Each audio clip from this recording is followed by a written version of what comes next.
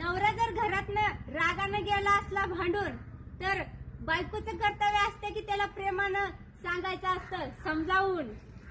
हे तुझ्या नवऱ्याचा फोन आलाय.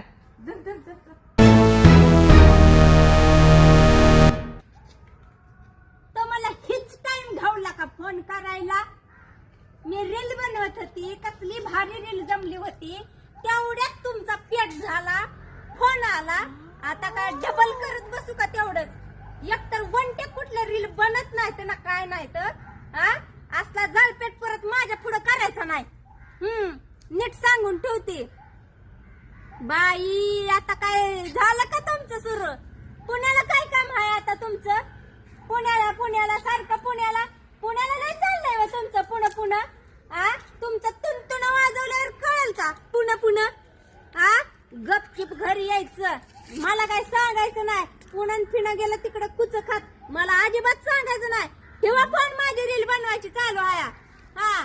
कसलं बोलती बाय गो. लोकांना ज्ञान शिकवते आणि आपण काय करते. काय खरं नाही बाबा आजकालच्या बायांचं.